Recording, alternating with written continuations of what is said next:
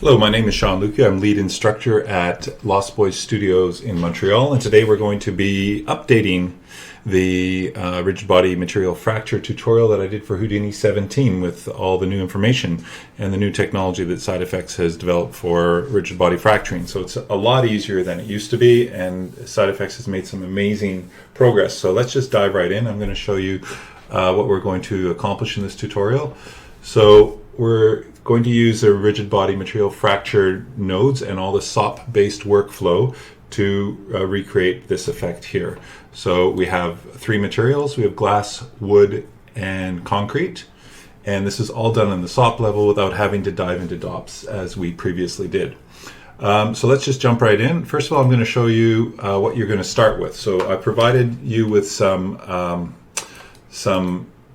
materials to get started. So in the last tutorial I went through in great detail how I built this, but I'm just going to review it really quickly, and you will have this HIP file available. Check the download link in the web page, or hopefully it'll be at the bottom of this video. So we start with the grid. Okay, the grid is the one thing we're going to base everything off of, so it's a completely procedural way to build this block. We just move it up a bit for simming, and we probably don't really need to do this. We'll move it around a bit later. So the first thing I do is I shrink that grid down a little bit, and that's going to be the size of our window. I merge those two things together, and then I use the whole SOP to make this a thing with a hole in it. I extrude it using the poly extrude. I give it a name. Just bring up the parameter interface, and I call it a wall. UV unwrap, just to give it some UV coordinates, and if you look in the UV viewport, you can see what that does. Does a nice job of UVing it for us. Go back to the perspective viewport, and then I put it in a group called wall. Okay, and in here you notice I've got the group name is op name with these open and close double quotes, and if you middle click on this, you can see that just resolves to the name wall. So I've saved this as a permanent default. That way I have to just name my node and the group will be the same name. Just a little bit of a time saver there. So there's my wall. For the frame, I took this same primitive that we have here. So I'm just going to, there we go, template that. So I took that same primitive that drives the shape of the hole. I poly extruded it out using just the output sides, and then I poly extruded it again, outputting all front, back, and sides, and then I called that the frame. And over here, I just translated the window out a tiny bit so that it doesn't, it sits in the middle of the frame. As you can see, here is a frame, so it's going to sit exactly in the middle of the frame as a piece of glass wood. I extruded it a bit and I called it a window, and I merged it and I put on material. Okay, so the material will also be included in your file. If you go here to the material context, you can see that I've got glass, concrete, and wood. For the wood grain, when you go to render this, you see what this looks like in the render view. Okay, so two things here. Number one, the file that I put in here is not provided. So just go to the internet and download a wood grain texture that you can use. This is what I did. So you'll have to just change the path to that. Also, you'll notice that by default, we don't have UV coordinates on this piece of wood, which is why this is just, you can't see the wood grain texture. But we're going to fix that later because we have to do some other things. Okay, so that's the starting file that you're going to start with. Okay, and I'll quickly give you a preview of what it's going to look like when it's done. So this is the ending file. Okay, so we just do a bit of manipulation here in the middle to our frame. We don't do much more to the other parts. We have to divide the concrete block a bit, which we're going to get into, and then here's all the rigid body material fracture stuff and a bit of manipulation of constraints, and finally the RBD bullet solver. So we're going to do that now together. All right, so let's begin. We'll go back to our start file, the one that you will be provided with. I'm going to just pause this render to make sure it's not going on in the background. Okay, so the first thing we're going to do is this merge node here, we're not actually going to use it. That's just for display purposes, so we can just put it off to the side. Okay, so let's start by putting down an RBD material fracture node. And let's start by doing the Okay, so when you put down one of these, it takes a while to initialize because there's a lot going on in there. Let's start by doing the wall. Okay, so we'll just plug the wall in. Oops, wrong input. So Y key to cut that and put it in there. Okay, I'm going to call this our wall. Okay, and so what we're going to do here, before we start, we're just going to set up a few things. We're going to go with the 2 levels of fracture. We're going to leave the chipping off, and we're going to leave the detail off just for a minute until we're make sure that this works. Okay, so again, there's our wall, and let's just press the display and see what happens. Okay, so this actually worked just fine. What you might find sometimes when you're booleaning things that have got holes in them, occasionally, because there's a lot of booleans going on inside this node, the boolean will fail. So in that case, what I did in this example, here's my original wall. I used a divide sop, and first thing I did was I divided it up into little bricks. Okay, just by saying brick or polygons. I turned off convex polygons, and here we turned on the convex polygons on with no brickering. So that way it just gives the booleans a bit more information to work with. But it looks like in this case either we got lucky or Side Effects has improved the algorithm for doing these booleans, and we don't have a problem. So cool, that's good. So let's just change the fracture level to 3. Okay, and we'll see a few more. Okay, good. All right, we're going to add some details. We'll turn on edge detail. And this is just going to make these straight lines go away. And this is a kind of an expensive operation. It has to add a fair bit. Okay, so yeah, so this is what I was talking about. Unfortunately, once we get into this more detailed booleans, we sometimes have a problem. So we're going to go back up. We're going to not display that because we don't want it to update every time. I'm just going to make myself a little bit of room here, and I'm going to put down a a divide, and just drop it on the wire. Okay, so by default, convex polygons is on. I'm just going to turn on bricker polygons, and in this case, it did something a little bit weird.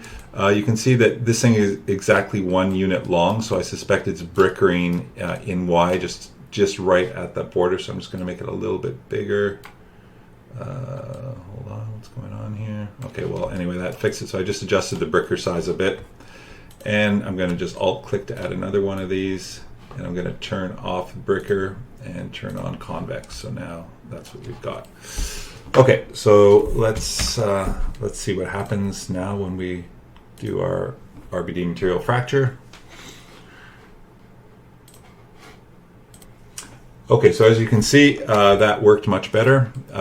We don't have those artifacts, so let's put down a RBD exploded view just to see what this looks like. So we can just plug that into here, and there we go. So those pieces look great, and you can see the interior detail as well. Okay, so if we want to see everything, we can plug in all 3 of these, and we can also see the constraints as well. So if you say show constraints, it also shows you the exploded view of the constraints. So we're not going to go in depth into what constraints are and everything. At Lost Boys, we spend a lot of time discussing this and talking about how constraints work and what they are. But in the simplest form, if we just take a look at one of these constraints, we're going to just zoom in here. I'm just going to blast this one out. Okay, so delete non-selected, and let's take a look at this. Okay, so this basically what this is saying here, this constraint is constraining the wall piece 023 and the wall piece 122 together. Okay, so this is a data that tells Bullet how to hold these pieces together. So each one of these constraints contains the information that's needed to constrain one piece to the other. And if you look at the primitive attributes, you can see this constraint name, you can see the propagation rate, the rest length, a whole bunch of other attributes that are required for Bullet to properly solve these the simulation. So middle click on the node, you can also see the attributes here. And of course, strength is one of them. And you can see in here, in this particular one, the strength of that constraint is 28,788. Okay, so in the constraints tab, you can see here are the constraint levels and a level multiplier. So basically, it's multiplying that value here, 10,000, 5 times for every time it does a fracture. All right, so we're going to see how this behaves in a second. So before we go and build all the rest of our, the frame and everything, and add too much detail to this, like the chipping, let's just see how this behaves if we drop it on the floor. So I'm just going to put these to the side. I'm going to put down a RBD bullet solver.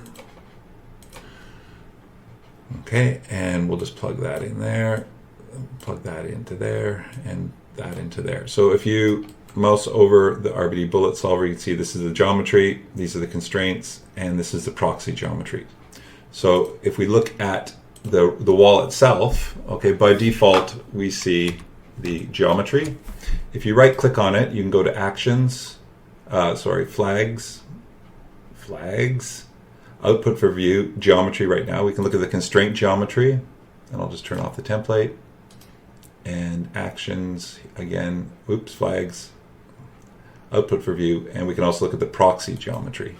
Okay, so the proxy geometry is the simplified form of the geometry that we're actually going to render. So that's what's used for the simulation. So we'll go back to geometry, and that's the high-res geometry we're looking at now that's going to be used for the simulation. By the way, you'll notice that I have a geometry spreadsheet here, always visible. As an effects TD, you'll always want to have your geometry spreadsheet visible. You'll be referring to this a lot. The default desktop, modeling desktop, which Houdini opens with, does not contain this.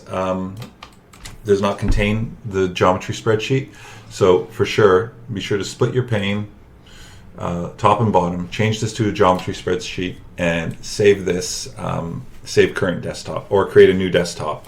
But always, always, always have the geometry spreadsheet available and be ready to middle click on your node all the time to look at the information stored on the geometry, because attributes and attribute handling and storage is the thing that sets Houdini apart from other packages, and the thing that you really have to master in order to use Houdini effectively. Okay, so the RBD bullet solver, right now the only thing we're going to do is we're going to go to the collisions tab. We're going to go to the ground tab, we're going to add the ground plane. Okay, and this is why I raised this up a few units, just so that it will fall onto the ground plane. So let's just press play and see what happens. Okay, so it falls and it breaks.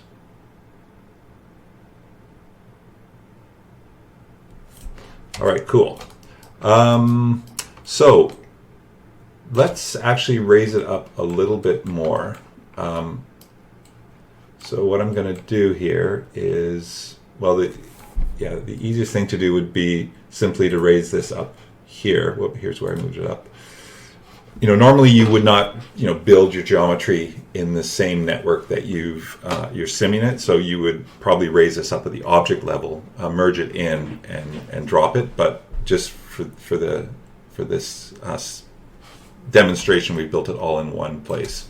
So I'm going to raise this up to, let's say, 7 units. Now, unfortunately, because this is all built in one place, it's going to redo my cracking, it's going to redo my sim and everything. So I'm just going to pause and we'll come back when it's all done. Oh, it's already done. Okay, so let's take a look. Here we go.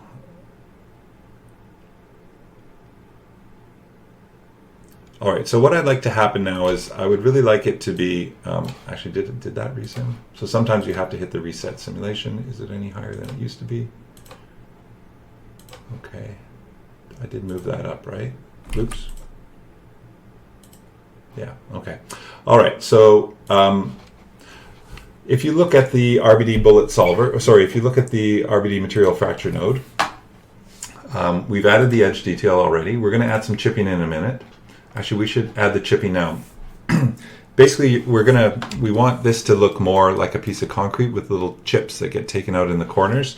This is kind of slow, so, but also when you add this extra detail, it's also going to affect the simulation. So we want to make sure that we're at least starting in the same ballpark. Because when we add the other parts too, the other parts are going to hold it together. So we want to make sure that when we drop this block where there's no other constraints, it at least breaks at this point.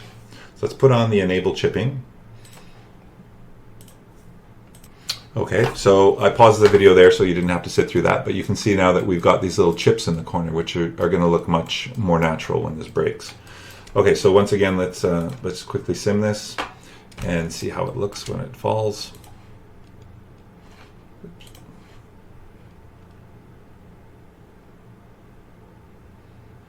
Okay, so you can see that just adding those little chips has actually changed the nature of the sim.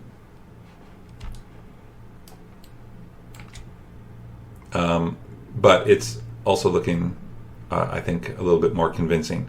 But you can see probably those little chips are holding it together a little bit more. So we're going to want to make the constraints a little bit weaker. So let's go over here to the constraints page. And the primary strength was 10,000. So I'm going to turn that down to 5,000. And the chipping glue strength, I'm going to turn that down as well. I'm going to turn that down to 2,500. Okay. Yeah, let's just sim that again. So we'll go back to the first frame.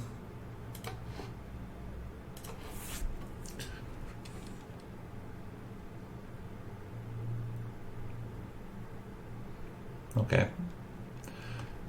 So that's looking pretty cool. Let's just see what happens when it falls over here. Yeah. All right, great. Okay, there's one more thing I want to do. I want to give the impression that, so what happens when this thing hits the floor, you'll notice, is that everything, the constraints break nicely, but when they're broken, they're broken. I want them to appear to, some of them to appear to crack a little bit and then break. Okay, so one nice way of doing that is in the RBD material fracture node, you can see you can switch to a soft constraint when broken. All right, so what that means is that when the glue constraint breaks, it's going to switch to a springy constraint that's going to make it look like it's still sort of stuck together by friction. Okay, and I know the stiffness ratio, the stiffness of 10 is actually very high. So I'm going to turn that way down to 1, just so it doesn't look too stiff. Okay, let's see what happens now.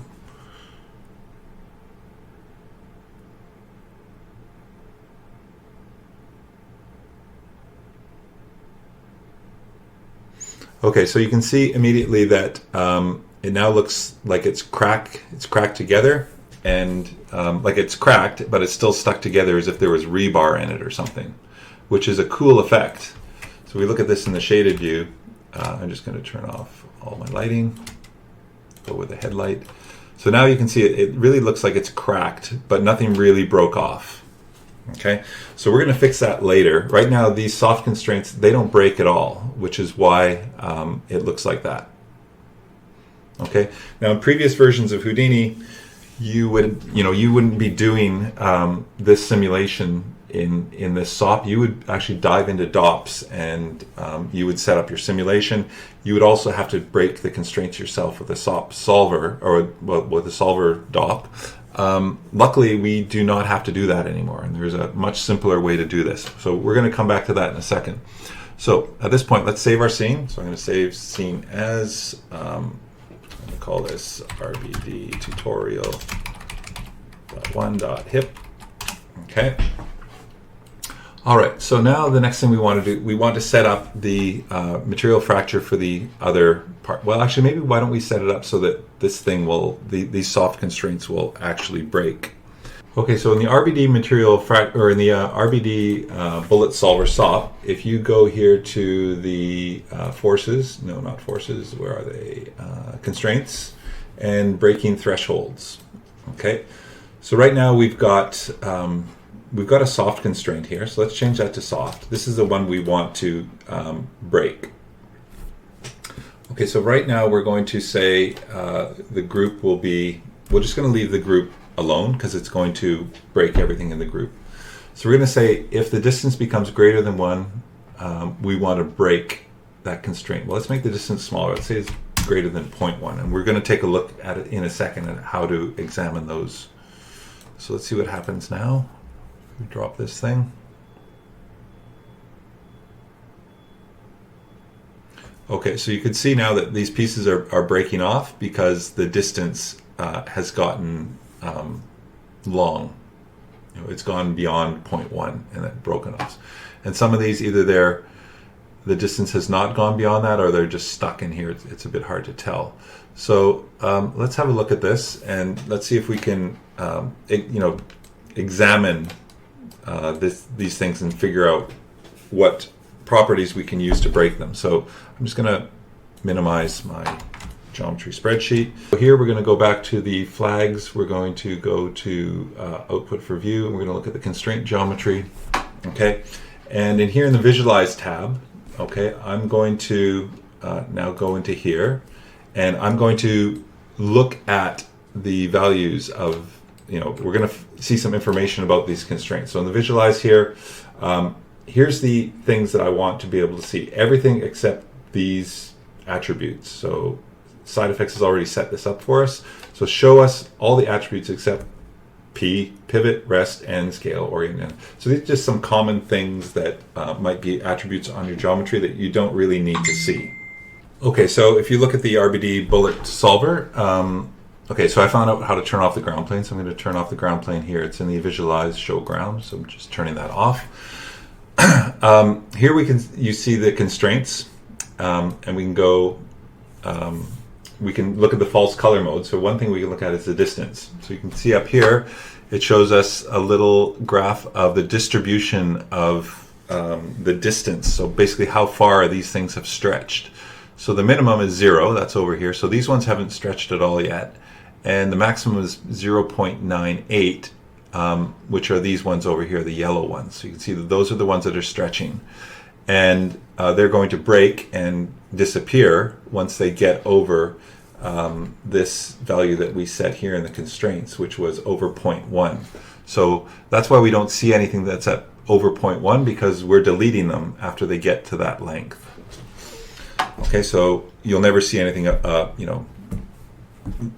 that value. Okay, so that's why those are breaking. Now, if we go in here, we can also toggle the inspector, and we can click on any of these constraints, and you can see all the information you possibly want to know about them. So again, in the visualize tab here, it's showing us all the attributes except these ones. So for example, this constraint here, we can see that it's constraining wall 3030 and wall 3240 together. There's the angle, the constraint name, the constraint type, etc., etc. So you might say, looking at your simulation, go, oh, I wish this broke earlier. I wish it broke when, something is happening. For example, if you look at the last item in that list, you can see torque. The torque is 720. So maybe you'd say, well, if the torque, which is like an angular velocity on these things, exceeds 720, then I want it to break as well. So if we go over here, we'll go back to the constraints. We can say that angular, where is it here? Impact threshold, torque threshold. Okay, so now I'm saying if the distance becomes greater than 0.1, or the torque becomes greater than 700, then we will break those soft constraints. So I'll just toggle off the inspector again. And let's just play this. Oops.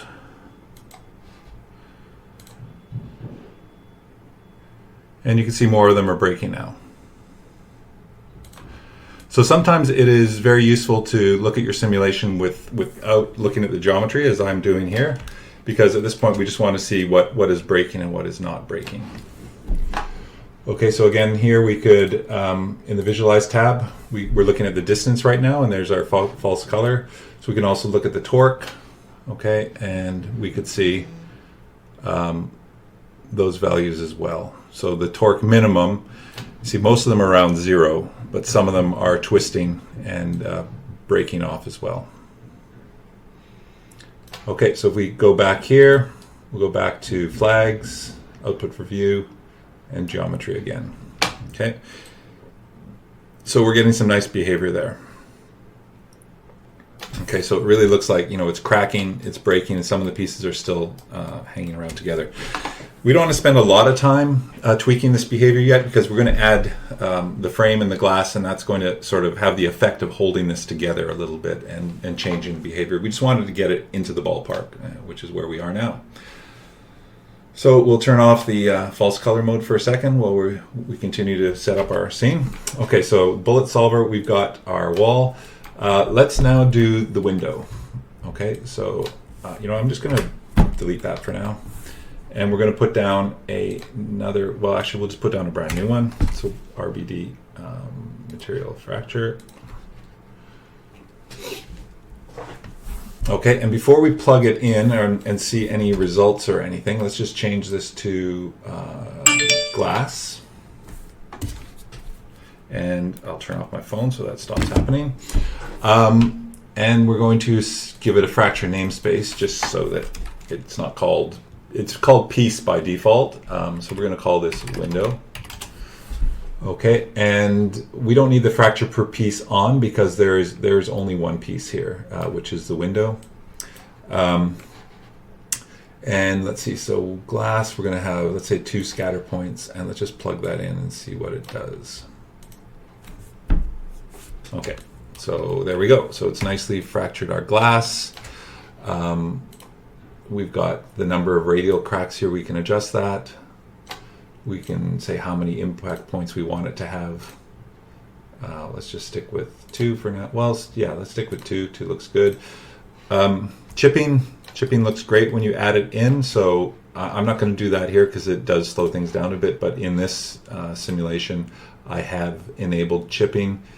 It's pretty hard to see, like those little tiny pieces there are probably the chips, so you'd have to render this at very high quality to see it. So in this case, let's not use the chipping because we probably won't see it. The detail size is on, so if that's not on, you can see that it makes these kind of fake looking cracks, so it looks much better with the detail on. Again, with the constraints, I'm going to turn these way down. I know from testing this that that's way too high. And I'm not going to use the soft constraints here. I'm just going to have them break. So I'm going to call this our window. Okay, so now what we want to do is we want this we want to now sim these two things together, the window and the wall. Okay, but we can't use, you know, normally in Houdini you'd use a merge node. But you notice the merge node just takes one input at a time. Okay, so you think, oh, well, maybe I'll merge, you know, all of my geometry in once. I'll merge all of my constraints. Well, anyway, what I'm showing you won't work. Merge all my constraints together, and then that's kind of a awkward and unpleasant workflow. And not only that, it won't work at the end of the day. What happens when you merge those things together, you end up giving attributes to geometry that you give attributes that you don't want to have on some geometry, because some geometry is it's a constraint geometry, and some geometry is the proxy geometry. They don't need the same attributes, and by merging them together, you're forcing attributes onto things you don't want them to be on. So Side Effects has allowed for this by creating something called an RBD pack node. Okay, so we just plug that in here, and we plug all this stuff in like this. Okay, and I'm going to just copy this, and I'm going to put it on this one, and oops, there we go. Okay, so that worked. Okay, so now I can pack these two things together. Now I can merge them. Okay, so Houdini does, all the internal housekeeping necessary to make this possible. Then I do RBD unpack. Okay, and then I plug that into here. Okay, so now we'll have our window and our wall simming together. Okay, so let's just take a look at what that does. Okay, so you'll probably imagine this isn't going to look great because our window is, our window's not constrained to the wall in any way, so it's just falling as a completely separate object. So of course that's not what would happen. The window is of course glued into the frame, and the frame is nailed to the wall. Okay, so let's address that now. And the glass obviously breaks very easily, but again, it is glass, so that's kind of what we would expect to happen. Okay, so like I said, let's address those issues now. Well, while we're at it, let's put the frame in there because we don't want to start tweaking the simulation too much without all the bits in there. So I'm going to set this to update never, because when we start copying these things, and it can take a little bit of time to update things that we're just going to change in a second anyway. So it still takes time to just make this node because there's a lot going on in there, but I'm going to plug that in there now. And I'm going to call this our frame. Okay, and the fracture namespace will be frame. Okay, and obviously this isn't glass, this is going to be wood. Okay, so let's take a look at that now. I'm going to go back to auto update and let's look at the frame. And it's doing its thing. Okay, so it's finished doing its thing. It looks reasonably good, except this is of course not how a frame would be made. You wouldn't have you wouldn't take a piece of wood with the grain running this way and then cut another piece of wood with the grain running the same way. These would all be little planks with the grain oriented in the same direction, just nailed together in different directions. So what's happened here is the RBD material fracture node goes through each connected piece, and it will look at the bounding box and properly orient the grain in the right direction. But if we look at this thing, if we look at, let's put in an exploded view of the frame and just turn that up, you'll notice nothing happens. That's because these points are all connected. Okay, so this is just one giant piece of wood. It's like someone took a piece of wood and cut a hole out of the middle. Okay, and that's not the effect we want. So why has that happened? That's because we started with this primitive here, okay, and we extruded it out. And if we look at the point numbers here, you can see that there's one point here and one point here. So this polygon and this polygon share the same. They share the same points.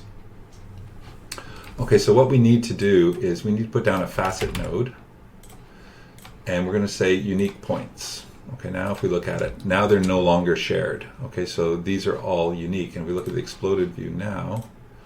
Let's see, so the polygon has done that, exploded view. You can see, yeah, that we now have separate pieces. Okay, so let's see what the RBD material fracture node is going to do with that. Okay, so we're back, and it's still not working, right? We've still got the grain running in a weird direction. That's because we want to fracture it per piece. So we want it to go through each connected piece and fracture it that way. And you notice when I toggle this on, it's not only going to look better, it's a lot faster. Okay, so now Houdini has properly figured the orientation of this and put it in the right direction. Now this grain, probably could be a lot smaller and would look better. But again, we want to get this done in fairly rapidly, so we're going to leave it like this. But in the material fracture node, of course, there are a lot of controls for the cut, the detail, etc., etc. So you could play with that. I'm going to turn off the enable clustering for now. Clustering just keeps some of these pieces stuck together. Yeah, we won't get into that now. Again, the grain strength, I'm going to turn this way down. I'm going to turn that down to 10, and the cut strength down to 10. We'll see how that looks. And we will switch to a soft constraint as well when this one breaks. Okay, so we pack it. So in a minute, there's something else that's kind of wrong with this as well. We don't have UV coordinates on this, so we're going to come back and fix that later. Because when we shade this, it's not going to look right, but we'll fix that in a bit. All right, so let's see what happens now. So we've got the bullet solver. We'll go to the first frame and we'll display that and play.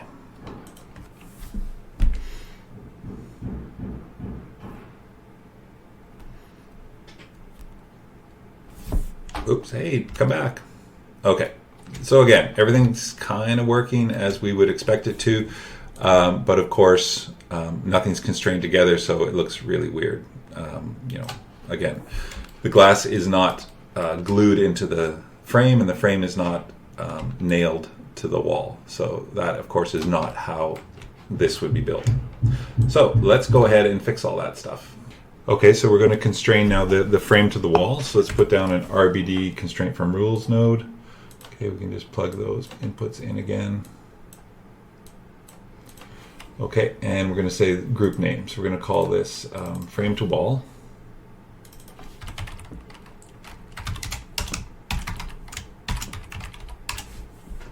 Oh yeah, it's a window frame, yeah, frame to wall. Okay, and we're going to use group to group.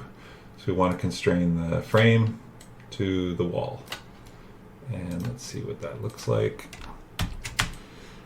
All right, so we can see that there are some constraints here that weren't here before, or are they? Yeah, so these constraints just got added. Okay, so again, let's go here, flags, output for view, constraint geometry. And actually, I don't know why we see it all, but there's our constraint. Oh, we must have something templated here. Okay, we see everything anyway. Okay, so anyway, we have some new constraints that are constraining the frame to the wall. So we'll go back here, view geometry. Okay, so if we just want to take a quick look at that again, this is our constraint geometry. So let's add a null. And let's just look at our constraints. And I'm going to add a blast, just so we can look at those. And so these were called, we called them frame to wall. So let's blast out frame to wall. So there's our frame to wall constraints. Okay, so right now we're just going to leave that the way it is. That looks pretty good to me. And we're going to add another one. So I'm just going to alt click to put down another one, and we'll just connect it up like that.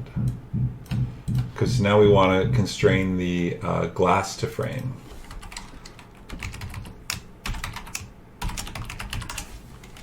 This will be window. Whoops. So we have window to the frame. Okay, so now you can see that that has also worked. We got some window to frame. Okay, so we're happy with that. And now we just need to configure the strength of these things. It is RBD constraint properties. RBD constraint properties right there.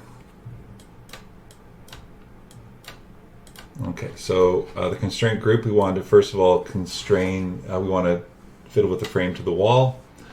Okay, and the glue frame to the wall, let's make it a glue. The strength, will turn that down. And we'll leave everything alone. We'll put down another one. And this one is going to be, oh, we can just drop it in the middle there. And we're going to constrain the, let's see, glass to frame. And we'll leave the strengths at a similar amount. Okay, we're going to pull out the RBD material fracture, or the solver from there. We're going to plug that all in here. Okay, so let's see what happens. Now we've got everything constrained to each other as if it was a real thing that was built.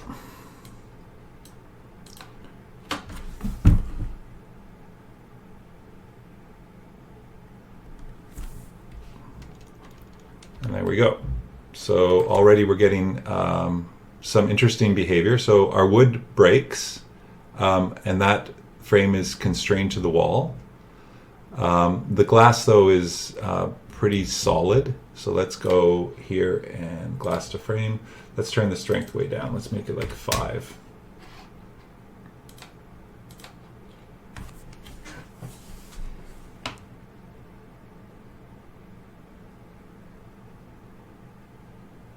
Okay, so now our glass is stuck to the frame, but breaking a little bit more naturally, I think. So this is where you would then, of course, go in and you would start, using the inspectors I showed you, and using these constraint property nodes to fiddle with your constraints to get a behavior that you like. Okay, so already I think this is looking kind of cool, and I'm not going to fiddle with much more because, yeah, I think that looks fine for a start, and you could, fiddle with it some more if you want. And your results will be, of course, different because you're unlikely to have exactly the same values that I've put in here. Okay, so let's now put our materials on here. So I've included in your file, you will have some materials here. We've got the glass, the concrete, and the wood. And like I said, you'll have to put in your own wood texture because I'm not going to supply that. So I'm going to put down a material node. Okay, and what we want to render, of course, is this high-res geometry. So here, the group frame, I'm going to put on the material wood. And I'll add 2 more of these. So in this one, the group will be the window. And I'm going to put in the glass. And here is the wall. And I'm going to put in, whoops, I'm going to put in the concrete. All right. So the first thing you're going to notice, though, when you go to render this is that even though the geometry is not broken yet, we can already see the cracks, and this is a pain to deal with, and has long been a pain to deal with in whenever you're doing a rigid body simulation. You have to normally determine the point the glass breaks, and then switch an unbroken piece until the glass breaks, and then switch to a broken piece. But of course, if half the glass breaks and half doesn't break, it gets very tricky to deal with. So Side Effects has provided some really nice pair of SOPs to help you deal with that. So I'm just going to put this off for a second. I'm going to put down an RBD or a RBD connected faces SOP. I'll just drop that in the middle here. Okay, and I think you don't really have to do anything. Well, it's the window. It's the only thing plugged into it, so it's gonna work. Okay, so what this does is it keeps track of that geometry that we've just built, and it's going to delete it until all these faces inside. It's going to delete those faces inside so that when it renders, it's going to look like those cracks aren't there. These edge pieces. But when they separate, they are then going to get injected into the scene, and they are going to render. So what we need to do after that, we have to put down the RBD connected faces again. Actually, that's not the one. The RBD disconnected faces. RBD disconnected faces. So we'll just drop that down there. Okay, so the only thing you have to change in here in the mode is, instead of create attribute, is delete connected. Okay, so let's watch that. So now those interior pieces do not render until it hits the ground, which is what you see in this video here. Okay, so as soon as it hits the ground and they break,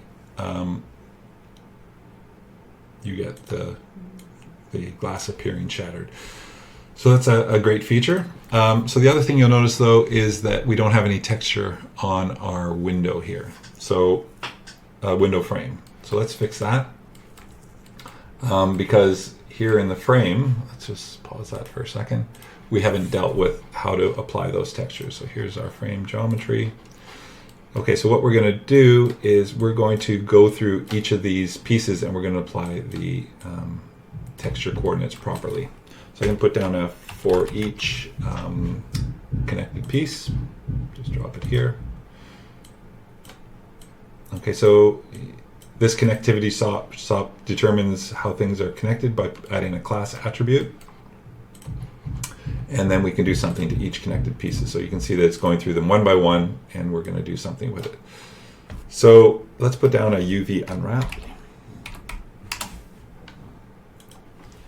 Okay, and take a look at that. So let's put down a UV quick shade just to see what it's doing.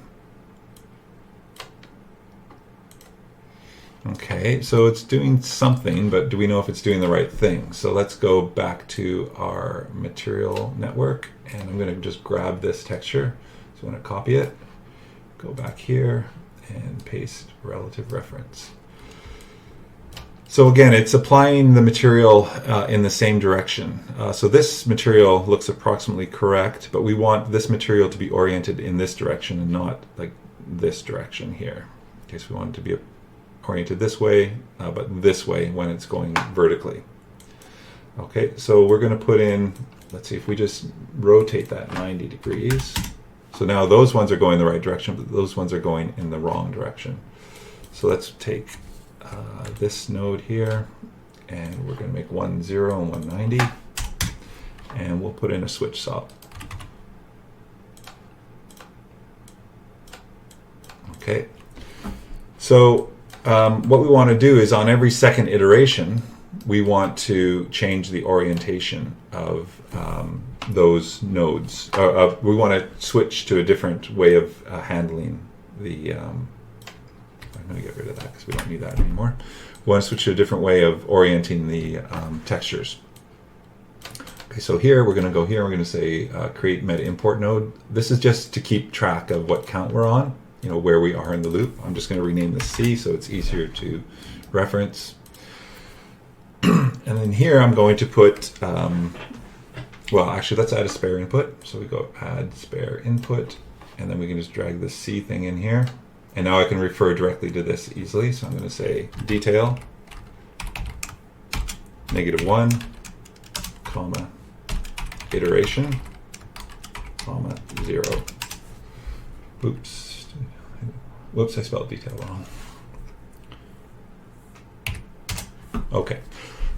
So what this is doing is actually getting the iteration. So if you middle click on this node, you can see there's an attribute called iteration, a number of iterations. We want to know what iteration we're on. So if we go here, we set this to single pass, and we look here, we're on iteration 0. Let's go to iteration 2, and now we look here, we're on iteration 2. Okay, so it's selecting input 2. So input 0, input 1, input 2. Input 2 does not exist, so it's selecting. It's just selecting input 1 from there on. But what we wanted to do is switch between 0 to 1, 0 to 1, 0 to 1. Okay, so there's an easy way to do that with the modulus. So we'll say %2. Okay, now let's look at this.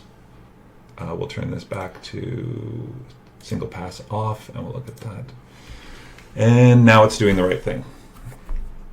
Okay, so what the modulus expression does is it creates a zigzag pattern. Basically, it's going to go from 0 to 1, 0 to 1, 0 to 1 again and again when it encounters this detail expression. Okay, so now that's working properly, and we've got nice coordinates. So if we look at this,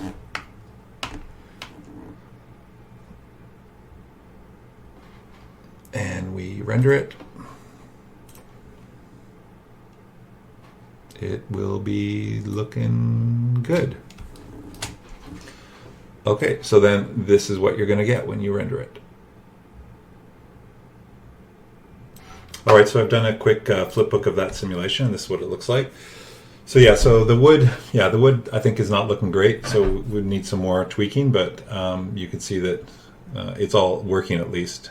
I think we need to increase the strength of the wood so it doesn't break so easily. Okay, and a few other things to be aware of. So again, we didn't have to dive into DOPS at all. This worked perfectly fine. You notice the way that I have built the network by building my material fractures in parallel and not in line. This allows you to, I can fracture this, then I can fracture that, then I could fracture that. You could also connect them up like one after another, in line. The problem though is that if you want to edit one of them, then all the other ones will update. All the ones in the cooking order will update, which can be very, very slow. So by doing it this way, by merging them together this way, you have much more control over, well, not only more control, but it will just cook a lot faster this way than if we put them in line. The other thing is to notice is that sometimes when things go wrong, you might get warnings here. And when you go to read the warning, you can't actually read them. So if you open this view here, and the warnings will usually show up here properly. Sometimes you have to go back to the first frame and then recook it, but you get more of the warnings will show up here properly than they do sometimes on these nodes. This used to be a bigger problem in previous versions of Houdini. I haven't seen that yet in Houdini 18, but just keep an eye open for that. Well, I hope you enjoyed this video. If you have any questions or comments, feel free to drop me a line. I'm going to put my contact information at the bottom of this video and on the download page. So happy fracturing and good luck.